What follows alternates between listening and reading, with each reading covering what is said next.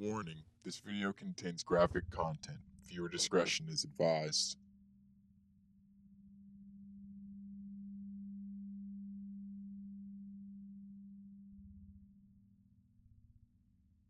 Lucy and Herb Vincent were strict parents to their daughter, Mary Vincent. Mary was going through her typical rebellious phase at the age of 15 and started cutting class. Mary decided to commit the ultimate revolt and run away to live with her older boyfriend in Las Vegas. However, later when her boyfriend was accused of raping another girl, she fled. Mary decided to hitchhike to Corona, California, where her grandfather resided. On September 27, 1978, she held up a sign reading, "Heading South," while walking beside the freeway. There were two other hitchhikers walking behind her at the time as well. After some time, a light blue van pulled up beside her. The driver told Mary he could only give her a ride, and not the other two hitchhikers, despite having a van. The two hitchhikers warned Mary not to go with the man, because it was unusual that he didn't want to give them a ride as well. He wanted Mary all alone. However, Mary was exhausted from traveling, and she didn't want to spend another day alone. The man was headed to Reno, but told her he would help her by turning around and driving to Interstate 5. Mary happily accepted the ride from the man and felt at ease climbing into the passenger seat beside him. Once she arrived in California, she planned on starting a career in dance. Mary pulled out a cigarette, took a puff, and sneezed. Suddenly, the strange man put his hand on her back. He pulled her towards him and said, "Let's see if you're sick." Mary was bothered by this man's willingness to touch her, a stranger she had just met. Mary withdrew herself from his clutch, noticeably not enjoying the interaction. The man turned his eyes back to the road and continued on the drive. After a while, Mary drifted to sleep.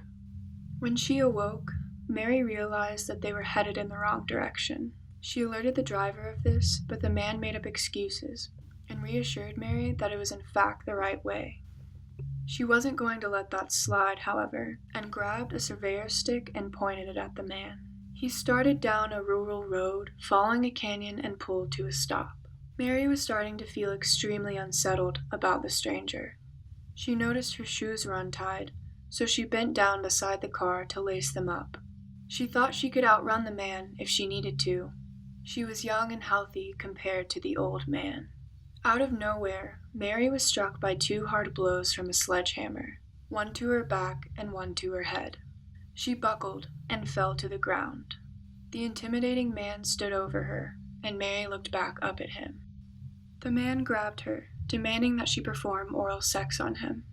The man wasn't content, however.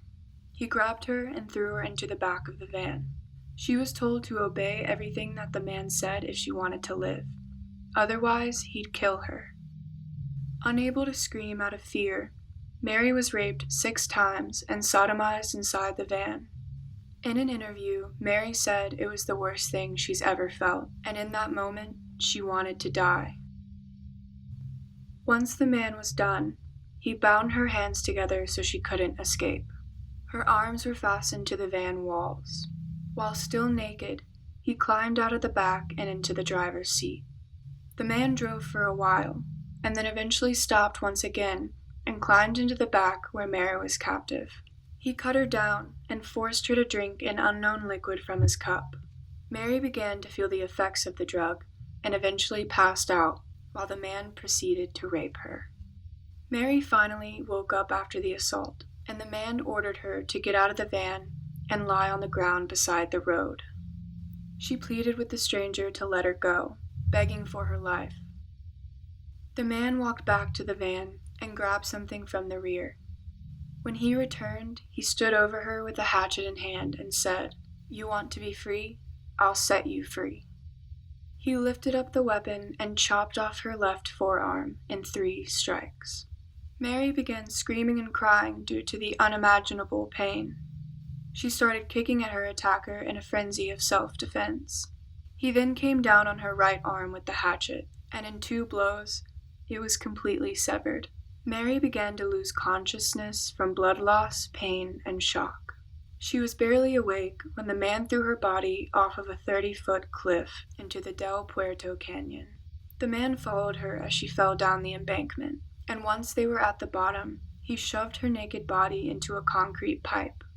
As Mary began losing her life, he told her, "Okay, now you're free." Mary awoke a short time later in an intense amount of pain. She had lost both of her forearms and was losing mass amounts of blood.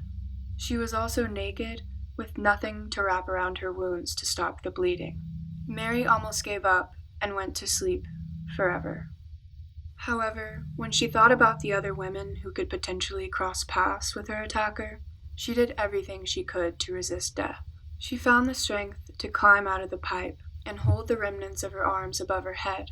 Otherwise, her muscles would fall out and she would bleed to death. Mary journeyed 3 miles before she arrived at the main road. The first car that she tried to flag down didn't stop. It was disappointing, but it didn't stop her from getting the help she desperately needed. A random couple on their way to vacation saw Mary in distress. They pulled over and wrapped the naked, bleeding girl in towels.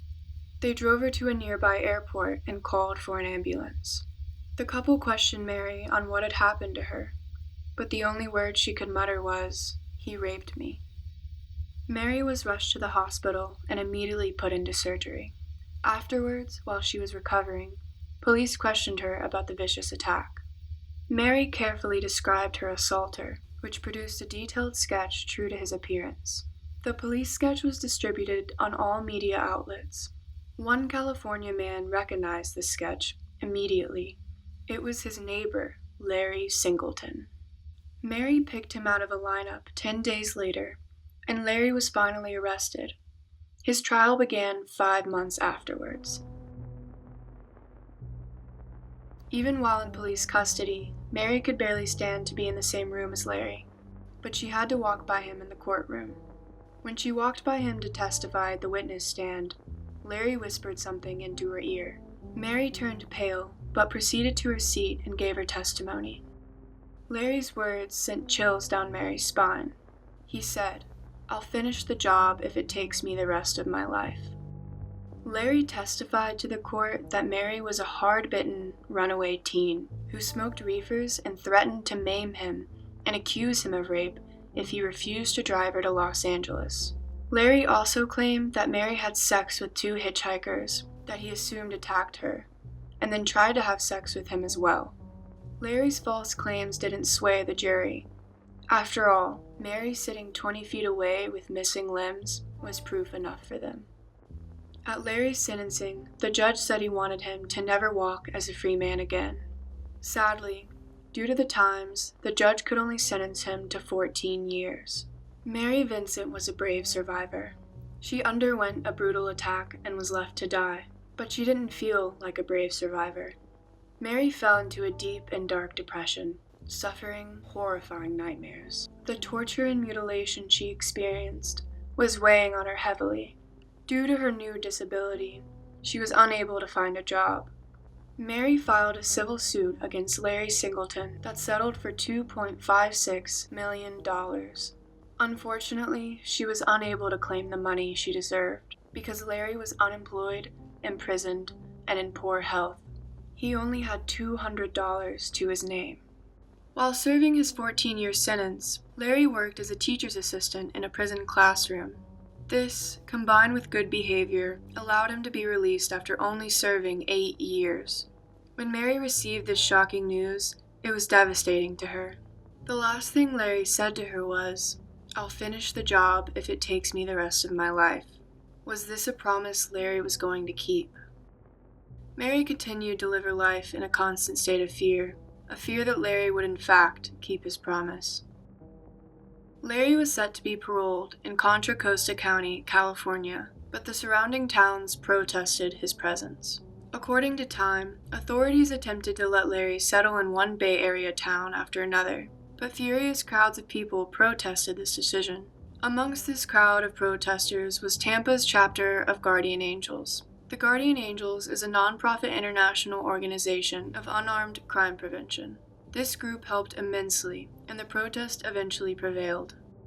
In the town of Rodeo, 25 miles northeast of San Francisco, a crowd of 500 armed local protesters showed up. This forced officers to move Larry under armed guard from his hotel room. When authorities tried housing him across the street from Concord City Hall, protesters showed up again and Larry had to be moved. Authorities made the decision to house him in a Contra Costa County apartment. However, this attempt failed as well when 400 residents surrounded the building. Authorities were unable to find a community that would let Larry live through the last year of his parole. Due to this, the governor of California demanded that Singleton be moved to a trailer on the San Quentin prison grounds. This is where Larry would stay for this 1-year parole. People were outraged at Larry Singleton's sentence. This led to Mary Vincent and many others supporting legislation that prevents the early release of offenders who have committed a crime in which torture is used. A journalist who interviewed Larry said, quote, "What was the most surprising to me, however, was not his sentence. It was that Larry Singleton had worked his crimes around in his mind so completely that they did not warrant punishment at all." Before Larry was released, Donald Stahl, a county prosecutor at his trial, said, quote, "I think, if anything, he's worse now. He has not taken responsibility. He lives in a bizarre fantasy land and acquits himself each day. He doesn't accept his guilt and won't resolve never to do it again." After his release, Larry Singleton returned to Florida, where he was originally from, and continued on his crime-ridden path. He was convicted twice in 1990 of theft. He served 60 days for stealing a $10 disposable camera in the spring. In the winter, he stole a $3 hat and served a 2-year prison term. At his sentencing for the hat theft, he told the judge he was a confused, muddle-headed old man. Larry Singleton was an old man, but he wasn't confused about his actions. He was evil, dark, and twisted. Mary Vincent mustered up the strength to survive when she thought about what Larry could potentially do to other women. However, due to the failure of the justice system at the time, this would be in vain. On February 19, 1997, a neighbor of Larry phoned the police. Larry Singleton was assaulting a woman in his home in Sulphur Springs, Florida. Police arrived and discovered the body of 31-year-old Roxanne Hayes. Roxanne had been stabbed multiple times in her upper body. She was a sex worker and mother of 3. Because Roxanne was a sex worker, the media discriminated against her heavily. She had been arrested dozens of times over the past 11 years, and most of those charges were for prostitution. Roxanne's grieving children and fiancé were interviewed after the disaster, but the media continued to push her image as simply being a prostitute that had been murdered. One of Roxanne's children, Akina Hayes, wanted to paint her mother in a different light. At 12 years old, Akina said, quote, "I don't think my mom should have died, and I just don't understand why." Akina wrote in a letter shortly after her mother's death, quote, "She was a good mom to me and my 2 brothers, and a good wife to my father. I wrote this to notify the public that my mom was not as bad as the newscast described her." In a separate statement, she said, "She did what she had to do for us kids." Roxanne supported her children and was a good mother despite the tragic childhood she suffered. The youngest of 5 children, Roxanne was sexually abused by her grandfather. And according to her grandmother, the abuse started when she was just 2 years old. Roxanne's older family members knew this was happening, but no one did anything about it. When Roxanne was 6 or 7 years old, her grandfather was in the room with her one night when he died. Her own father was an abusive drunk that beat her until the age of 14. One woman, who met Roxanne through the Tampa Crossroads program, described her as bright and witty. The program was a part of her 6-month probation and addressed substance abuse, as well as providing psychological counseling. Akina's elementary school teachers said Roxanne was very supportive of her daughter. When her fiancé Tyson injured his knee in a car accident, Roxanne became the sole provider, causing her to stay out on the street. Only Larry Singleton knows how Roxanne ended up at his house and why he killed her. Around 100 people attended Roxanne's funeral.